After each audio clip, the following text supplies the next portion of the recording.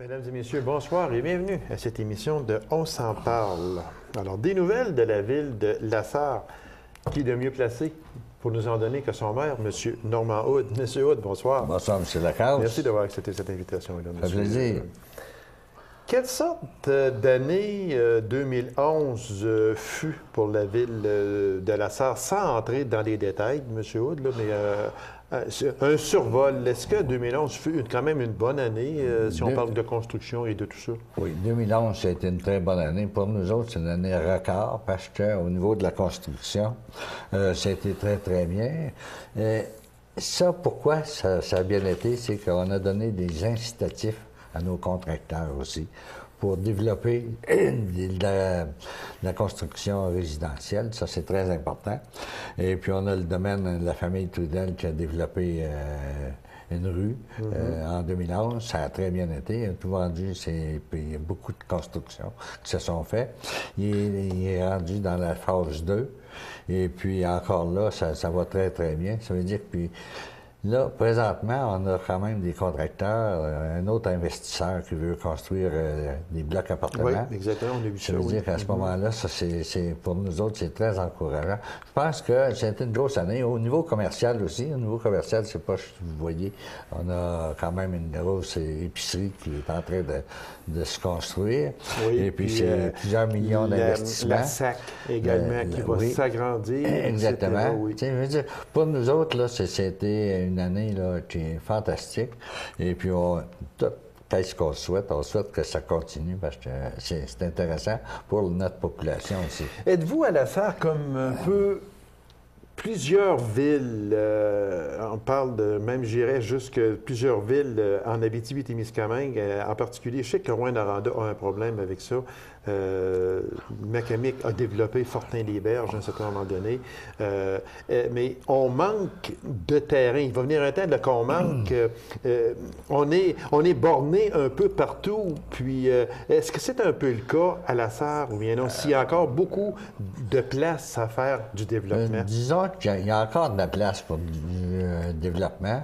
Mais par contre, c'est évident que ça aurait été plus intéressant que si la Ville avait fait l'acquisition, il y a plusieurs années, des terrains alentours de la municipalité, de la Ville. Mais maintenant, ça ne s'est pas produit.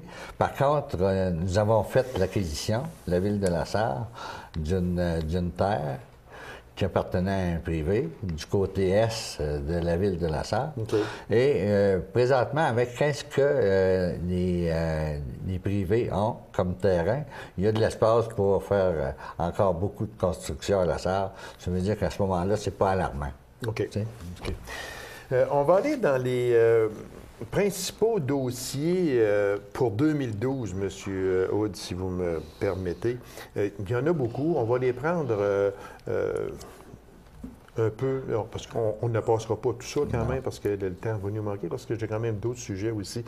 Dans les notes que la Ville m'a fait parvenir, on parle de continuité de revitalisation à Lassar en 2012. On sait que revitalisation à Lassar a beaucoup fait parler. C'est un gros dossier. C'est un gros dossier qui est mené d'une main de maître par la personne qui est responsable. Alors, dans la continuité, on peut voir quoi dans revitalisation? Dans la continuité, qu'est-ce qui arrive, c'est qu'on a donné des incitatifs. On donne des incitatifs aux commerçants de pouvoir finir leur devanture de magasin. Okay. C'est-à-dire qu'ils peuvent aller chercher avec un plan d'ingénieur. Ils nous présentent le plan et avec ce plan-là, à ce moment-là, ils peuvent aller chercher un 10 000 $. Ça veut dire que ça aide. Subvention. En subvention. Ce n'est pas un prêt. Ce n'est pas un prêt, okay. C'est une subvention. C'est une subvention. Et puis, si le commerçant est sur un coin de rue, il peut aller chercher 20 000 $. Ah, OK. Ça veut dire que ça devient intéressant. Pour l'année 2011, ça a été complet et l'année 2012, on reconduit encore le projet. Et puis, c'est évident qu'on met un maximum, un montant, mais si jamais que ça dépasse, on va s'organiser pour que ça se continue. C'est parce que c'est sûr que si le le commerçant en question reçoit une aide financière de la Ville de 10 000 c'est parce que lui va en injecter beaucoup aussi. Ah là. oui, C'est ça qui arrive, là. absolument. Puis là, présentement, il y en a plusieurs qui travaillent là-dessus déjà, sur leur projet. Là. Ça veut dire qu'à ce moment-là, on est assuré que ça va très bien aller pour l'année 2012.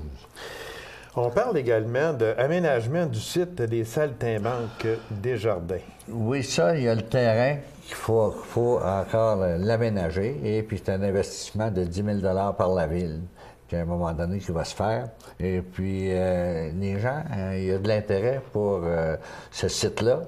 Et puis, vous savez qu'on a on a le site aussi du parc Ernest Lalande, le premier curé qui est arrivé à la salle. Ça veut dire qu'à ce moment-là, c'est très, très utilisé présentement. Ça, ce sont des sites que les gens aiment aller se promener, aiment aller visiter. Le site des Saltimbanques, il est situé où, monsieur? Il est situé voisin de la banque de commerce. OK. C'est sur la rue principale. C'est ça, l'ancien hôtel qui n'a pas chauffé. Exactement. Puis j'avais reçu ici la principale instigatrice de ce projet-là. Mme Saunier. Mme Saunier, exactement, qui m'avait dit que elle va suivre les saisons. On a vu durant l'été comment les saltimbanques étaient habillés. Oui. Et aux fêtes, on a vu qu'il y avait beaucoup de verre pour les fêtes. J'ai trouvé ça vraiment extraordinaire. C'est très beau. Oui. Puis on invite les gens aussi, jusqu'à passer près de la banque de commerçants, c'est ça. Puis il y a aussi également le fleuriste qui est juste voisin également. Alors, on veut réaménager ce site-là. Exactement, encore. C'est une amélioration encore du site pour, à un moment donné, que les gens vont visiter. Et puis, c'est bon pour notre tourisme aussi. Oui, c'est sûr. C'est bon pour s'y placer en plein cœur de la ville de La Sarre. Ça veut dire comme ça, c'est très bien positionné. Fait que... Une question, Monsieur Hood, juste comme ça, je ne l'avais pas dans mes questions, mais seulement qu'elle est quand même d'intérêt général et particulier pour La Sarre. C'est qu'on sait que la tour de théâtre à cœur ouvert n'aura pas son spectacle à grand déploiement de Paradis du Nord. On sait que il a mis fin à ce spectacle-là après 7 ans de présentation, d'activité. On retourne à la salle Desjardins avec Mamma Mia, qui est quand même une excellente représentation. Ce sera fantastique. Elle tourne à Montréal actuellement, puis on est à guichet fermé. Mais pour la ville de La Sarre, est-ce que la ville prévoit moins d'affluence touristique par rapport à ça? Moi, je ne penserais pas. Je comprends le Paradis du Nord d'agir de cette façon-là. Oui. On ne leur en veut pas non plus rien du tout. C'est parce qu'ils étaient rendus à un point où eux autres, ils manquaient de danseurs, ils manquaient de parce que ça prenait 70 hectares. 70 hectares. Fait que là, avec le Qu'est-ce qui part, le nouveau programme qu'il va y avoir, c'est que là, ils sont en train de reformer une nouvelle équipe en prévision de repartir le Paradis du Nord. Puis c'est très bien, puis ils nous l'ont expliqué encore vendredi passé. Je trouve que l'idée est très, très bonne. Puis dans leur tête, c'est de reproduire encore le Paradis du Nord, mais avec des gens qui sont déjà formés. Ça va être plus facile. Parce que, n'oubliez pas que le Paradis du Nord, il était parti pour 3 années. Oui, exactement. Et on en a fait 7. On aurait pu en faire 8, on aurait pu en faire 9. Oui. Ce n'est pas le manque d'intérêt. Non, c'est le manque l'essoufflement. L'essoufflement. Il faut le dire. De certaines personnes qui étaient là depuis le début. Oui, exactement. Et puis, il y en a, c'est le Paradis du Nord, il existait avant aussi. Là. Oui. Pas oublier ça. Oui. Ça a 25 ans d'activité. Oui. Ça veut dire qu'à ce moment-là, les gens étaient là depuis le début. Ça veut dire que je pense qu'il y avait 22 personnes qui étaient là depuis le début. Oui, exactement. C'est parce important. Que ça va être un peu ce qu'au Saguenay, la troupe de théâtre a fait avec La Fabuleuse. Oui. La Fabuleuse qui a joué pendant une vingtaine d'années et plus. Après ça, on l'a laissé. On a pris un autre spectacle dont le nom m'échappe là, à ce moment-ci. Oui. On a pris un autre spectacle pour 2 ou 3 ans et on est revenu à la fabuleuse. C'est ça, exactement. Puis Alors, je trouve que l'idée est très, très bonne. Mais la confiance pour que notre touriste revienne, je ne suis pas inquiet. Moi, je pense que le nom de la troupe, il est fait. Le nom est fait. Et puis la ville de La Sarre, ils savent que les gens sont très bien reçus en Abitibi-Ouest. Oui, et puis, surtout, on améliore toujours au niveau touriste pour, à un moment donné, que les gens restent plus longtemps en région pour pouvoir visiter les sites dans plusieurs municipalités. Oui, exactement. Puis, toutes les municipalités se sont améliorées aussi. Il ne faut pas oublier, ça. Ça veut dire que pour nous autres, on est la ville centralisée, mais par contre, on invite les gens aussi alentour à faire de même, à essayer d'améliorer pour qu'à un moment donné, c'est bon pour tout le monde. Ça. Exactement. Monsieur Hood, on parlait d'un sujet délicat. En juin dernier, vous avez avancé l'idée de une MRC, une ville. Pourquoi avoir lancé cette idée-là, monsieur? Bien, c'est facile à comprendre. C'est qu'on est rendu à un point où les municipalités, en Abitibi-Ouest, on a 21 municipalités. Il y a 11 municipalités en bas de 500 de population. C'est-à-dire qu'il y en a, je pense, c'est proche, une dizaine, 10 ou 11, en bas de 300. De 300, là, ils partent de 300, puis ça joue de 320, 325, à aller jusqu'à 194. Ça veut dire qu'à ce moment-là, ça devient inquiétant. Et après ça, on en a, 2, 3 là, en haut de 1000. Mais quand je arrive, c'est dans certaines municipalités où on a changé de maire 3 fois dans la même année. Il y a des conseillers qui ont démissionné. D'autres municipalités ont changé de maire 2 fois. C'est rendu un problème de personnel au niveau directeur général des municipalités, un problème pour des inspecteurs, un problème d'administration. Ça veut dire qu'à ce moment-là, est-ce que en regroupant les municipalités, on améliorerait certainement l'administration et ce serait plus facile, d'après moi, là. On est rendu à un point qu'il faut en parler. Puis ça ne veut pas dire que ça va se faire du jour au lendemain. Oh non, mais ça, c'est sûr, il y a des études à faire. Moi, je dis, les municipalités devraient, à un moment donné, pour commencer, en parler entre eux autres, les conseillers puis les maires. Et puis, à partir de là, ils peuvent faire une étude. Le gouvernement défrait la moitié des coûts de l'étude. Et puis, là, s'il y a des possibilités de regroupement, bien là, il faut s'asseoir ensemble et puis en discuter. Ça veut dire que ça ne se fait pas, là, à l'entour. Ça prend des spécialistes pour diriger ça, à un moment donné. Nous autres, on manque de connaissances là-dedans. C'est sûr que c'est un projet c'est gros comme projet. C'est délicat également parce que, là, à ce moment-là, ce serait une MRC. Une MRC. Une MRC qui comprendrait 27 municipalités. Qui comprendrait les 21 municipalités. 21 municipalités. Oui, exactement. Mais par contre... Ça veut dire qu'à ce moment-là, La Sarre n'aurait plus de maire, Macamic n'aurait plus de maire, Palmerol n'aurait plus de maire, etc., etc., etc. On n'aurait plus aucun conseil de ville. On serait une fusion, un gouvernement, autrement dit. Oui, puis des représentants. Au lieu d'avoir 21 personnes à l'entour de la table, il pourrait en avoir peut-être 15... 12, 14, pensez-vous que les municipalités vont embarquer dans un tel projet? Je ne parle pas de La Sarre, là, puis je ne veux pas être méchant non plus, là, mais seulement que c'est sûr et certain que si une telle chose arriverait, on irait centraliser ça tout à La Sarre. Ça, c'est sûr et certain, puis vous allez tirer sur votre bord, et peut-être avec raison, je ne le sais pas, mais c'est une chose est certaine. Est-ce que Macamic consentirait à perdre son maire, à perdre ses échevins, à perdre sa directrice ou son directeur général, etc.? Est-ce que Palmerol pourrait faire pareil? Est-ce que Normetal pourrait faire pareil?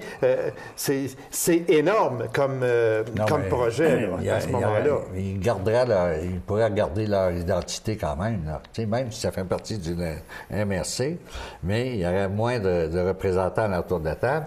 L'administration serait bien différente. Ça veut dire qu'il faut qu'il y ait une étude dans chacune des municipalités à aller chercher. Bon, c'est quoi?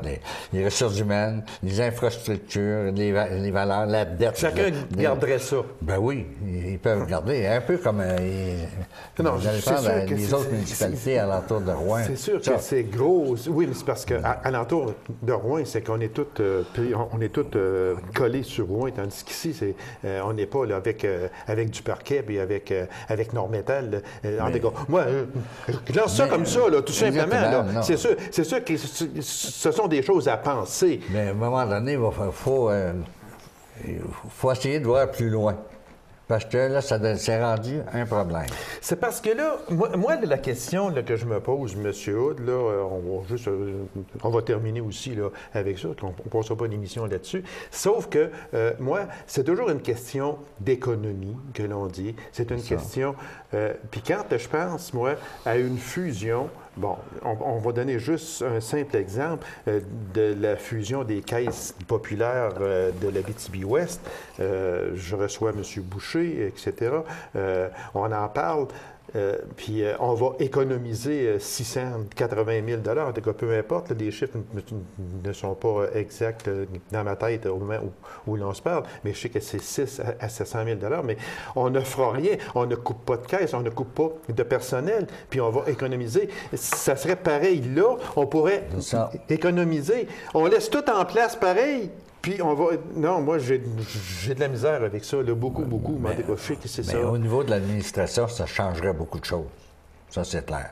Ça, il y aurait une économie à faire. C'est clair pour les petites municipalités qui ont de la misère à se trouver un maire, à se trouver un échevin. Ça, oui, je suis d'accord. Mais quand on parle de villes comme Palmarol, comme Lassar, comme Macamic, parce qu'au niveau du personnel, le personnel travaillerait la même chose. Je veux dire que... Mais l'économie serait où, à ce moment-là? C'est ça, parce qu'il y a des infrastructures, il y a de l'entretien, il faut que ça continue, ça, je veux dire, dans les municipalités. En tout cas, c'est un gros dossier, c'est un gros dossier, mais puis je pense que dans ma prochaine émission avec le préfet, je vais lancer l'idée, on va en parler. C'est sûr qu'on ne fera pas ça en 2012. Là. Non, absolument pas. Ben moi, je veux qu'on en débatte de ça. Pour le maire de Lassar, je le comprends parce qu'il va attirer tout ça chez eux. Oui. Il va avoir son siège social à Lassar, les employés vont être à Lassar, etc. J'ai rien contre ça, là, absolument rien. Sauf que c'est de la centralisation. Quand on fait une centralisation, on ne peut pas faire une centralisation puis plaire à tout le monde. Ça, c'est sûr et certain. Puis il y aura dans la centralisation, il y aura probablement des villes puis des villages qui seront délaissés un peu. Je ne sais pas. J'espère que non. De toute façon, ce n'est pas demain, M. Hood, mais je sais que vous avez lancé l'idée. J'ai ça ici. Là, bon, c'était au mois de juillet dernier, quand vous avez lancé l'idée. Puis, bon, ça va être sur la table. Ça, on pourrait avoir... Il y a bien des idées là-dedans. Oui. Mais on ne peut pas tout étaler. Il faudrait... À un moment donné, ça prend beaucoup de réunions pour sortir toutes les idées. Ah, bien oui, ça, c'est sûr. Ça, c'est un projet qui... S'il vient à échéance, on parle de 4-5 ans. J'ai de la documentation à un moment donné qui nous explique, bon, il y a des étapes à suivre là-dedans. Ah ben oui, c'est sûr. Au départ, il y a 4 étapes très importantes qu'il faut qu'ils se fassent. Et puis à partir de là, c'est là que les débats commencent. Mais il y a des étapes à suivre avant. Il y a 4 étapes. C'est sûr. Puis là, à partir de là, c'est là qu'on... On ne fait pas ça du jour au lendemain, monsieur. Mais moi, je vais vous donner un exemple. Juste le service des incendies, par exemple. Oui. Bon, le service des incendies veut pas. Un jour, il va falloir le fusionner. Puis assez vite à part de ça.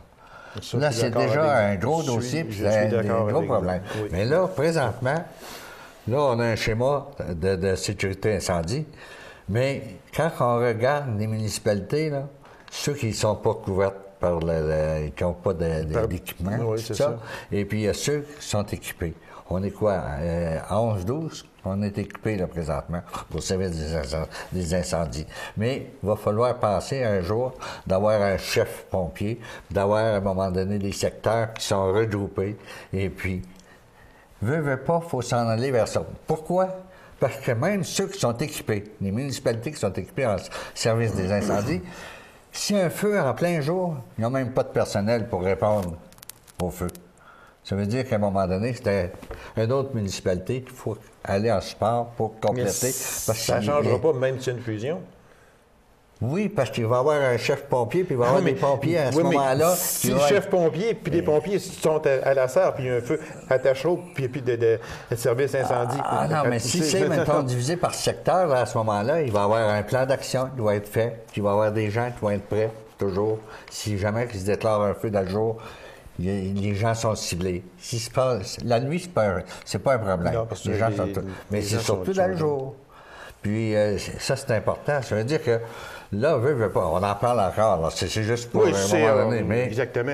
Non, mais c'est sûr que M. Hood, avec ce qui s'en vient, tout ce qui s'en vient, il va y avoir des choses à fusionner, c'est certain. Mais ces fusions-là, bien, on ne fait jamais une fusion sans déplaire à un certain groupe de personnes. Ça, c'est certain, certain.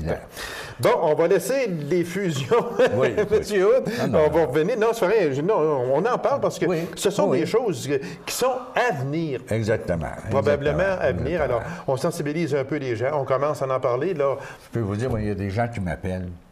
Même, il y a des maires qui m'ont appelé, qui sont favorables à ça. Qu'est-ce que j'en venais? Ça veut dire qu'à ce moment-là, puis il y a beaucoup de gens qui m'appellent chez nous aussi, ils me disent, hey, ça a de l'allure, ça. Mais ça, il va falloir, à un moment donné, que la population soit informée. Ah, ben oui, c'est sûr. Qu'il y ait des discussions, qu'il y ait des sondages, qu'il y ait puis pas des paroles envoyées en l'air n'importe comment, avec quelque chose de très précis. Fait que ça, là, c'est avec ça qu'on va convaincre les gens. C'est sûr que ça ne se fera pas demain matin, mais c'est une chose qui serait peut-être envisageable pour le futur. Absolument. Monsieur Hood, on dit que le pont qui enjambe la rivière du Sud, vous êtes un peu fâché, même un peu beaucoup fâché contre le ministère des Transports. C'est quoi que voulait la Ville? On parle du fameux pont là, près de la maison Bordelot, là, près du cinéma. C'est quoi que la Ville voulait versus ce que le MTQ a fait? Bon, écoutez, j'espère que le ministère des Transports sont arrivés cet automne avec une étude qui avait été faite sur le pont. C'était un pont qui a été construit en 1948, ça. Et puis, après ça, il y a eu des modifications. Là-dessus, il y a eu des trottoirs d'ajouter, tout ça. Puis le pont, avec les années, mais s'est détérioré. Et puis là, il est rendu, d'après le ministère des Transports, désuet. C'est-à-dire qu'il est endommagé par le dessous du pont. Comme beaucoup d'infrastructures au Québec. C'est ça. Et puis là, eux autres, ils l'ont modifié pour jusqu'au printemps prochain. Ils veulent, là, ils nous ont refait des trottoirs en bois. Ils nous avaient présenté un premier plan qu'on n'a pas accepté, la ville de La Sarre. Et là, il y a eu des discussions et il y a eu une entente avec la ville de La Sarre à l'effet d'ajouter des trottoirs de bois et pour jusqu'au printemps. Au printemps, ils vont enlever les trottoirs de ciment et ils vont essayer de réparer le pont en prévision d'avoir un pont neuf plus tard. Fait que nous autres, face à ça, c'est clair qu'on n'était pas contents parce que ça rapetisse le pont, c'est dans le centre-ville, et c'est inacceptable dans une ville comme La Sarre, où on a deux ponts. C'est-à-dire qu'on ne peut pas laisser un pont pendant des années comme ça. Ça veut dire que là, on demande officiellement, on va demander officiellement au ministère des Transports de voir à reconstruire au plus vite possible ce pont pour, à un moment donné, notre population. Maintenant, là-dessus, j'ai rencontré notre député, François Gendron, qui va aussi faire des pressions là-dessus pour que le ministère puisse, à un moment donné, mettre des sous tout de suite à envisager pour remplacer ce pont-là. Dans le programme, que ce soit triennal, quinquennal, peu importe, du ministère des Transports, est-ce que ce pont-là est sur la liste des projets futurs pour en construire un neuf? Il ne l'était pas, mais là, il va l'être. Il va l'être. Et ça, c'est clair qu'il faut... Ça urge. Ça va être urgent, parce qu'on ne peut pas laisser un pont comme ça pendant des années. Puis le 100e de la ville de La Sarre qui s'en vient, en 2017, nous autres, on veut que le pont, tout de suite, qu'ils mettent des sous de côté pour reconstruire ce pont-là le plus vite possible. Parce que pour nous autres, c'est inacceptable d'avoir un pont qui est rétréci, puis qui est quand même... Ça demeure un danger, parce que le pont, en étant trop étroit pour les automobiles, Quelle les est camions... la réponse du ministère? Mais là, ils viennent de finir les travaux, là. Là, c'est nous autres, tout de suite, là, on passe une résolution, là, on va passer une résolution, là. Elle va passer ce soir, là. Et puis, on met des pressions là-dessus, là. Là, ça va urger, là. Si on parlait, amélioration de la salle du conseil, changer les bureaux des conseillers et du maire. Ça, vous m'avez envoyé une note sur ça. Ouais, ça, là-dessus, on avait prévu de rénover notre salle du conseil. Par contre, ça coûte beaucoup de sous, hein, aujourd'hui. Ça veut dire que là, on veut y aller par étapes. Le conseil a décidé que cette année, on changerait juste les bureaux en avant du conseil, parce que ça date des années 50, là. Ça veut dire qu'à ce moment-là, il faut améliorer notre système. Et puis, c'est là-dessus on commence tranquillement. On a fait la réfection des bureaux en bas. Là, ça fait quoi, notre deuxième année? Ça s'est fait. Ça veut dire que là, on est rendu à notre salle du conseil. On commence tranquillement et puis on va un petit peu à chaque année. Parce qu'il y a d'autres priorités aussi pour la ville, là. Oui, quand on parle ici de réfection de rue, on parle de la rue Limoges, dans le domaine du Buc, 775 000 $. Ça veut dire qu'on peut presque mettre pas loin du million avec les imprévus. Oui. Puis vous m'avez aussi donné plusieurs réfections là, de bout de rue, qu'on parle de 1,1 million. Ça veut dire qu'on a presque 2 millions, là. Oui, oui. Ça, là, la rue Limoges, elle a été... c'est les ingénieurs qui ont fait l'étude, les plans. C'est long, les plans de vie. Et puis là, l'an prochain, mais là, on va pouvoir faire la réfection de la rue. En ce qui concerne les autres bouts de rue, l'étude a déjà été faite.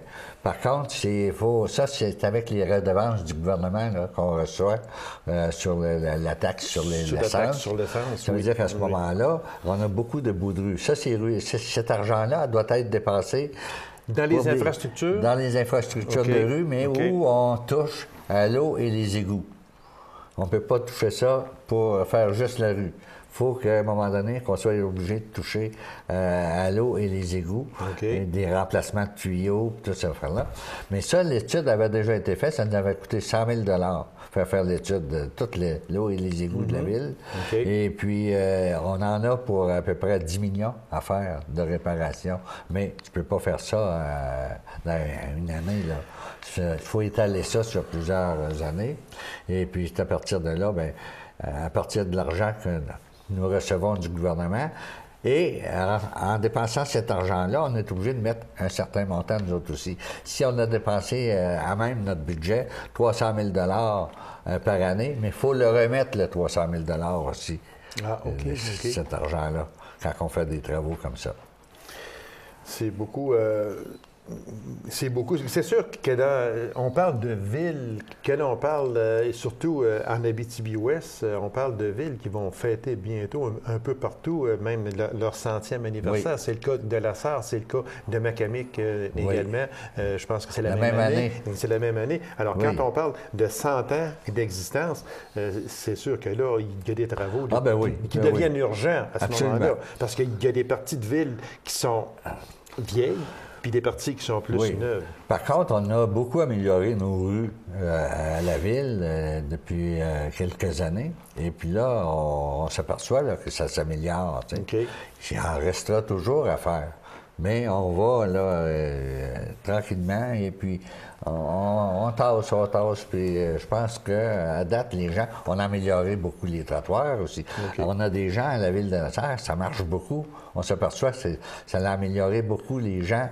Ça les incite à sortir plus parce que si vous marchez sur des trottoirs qui sont beaux, c'est large. Oui, c'est sûr, exactement. Ça encourage la marche. Ça encourage la marche, oui. Alors, sécuritaire. Oui, exactement. Alors, M. Hood, je vous remercie infiniment. tout se passe très bien à la ville de Oui, Lassar. oui, puis cette il y a année encore, une grosse année en 2012. Oui, puis en 2012, on n'a pas augmenté les taxes. Les taxes se sont maintenues comme l'an passé. Fait qu'encore, les gens, on travaille pour notre population, puis on veut que ça continue. Monsieur Hood, merci infiniment de votre présence à cette émission. Merci de l'invitation. Ça me fait plaisir, Monsieur Hood. Alors, mesdames et messieurs, merci d'avoir été là. Vous en aurez rendez-vous à une prochaine émission de On s'en parle. Au revoir et bonne semaine.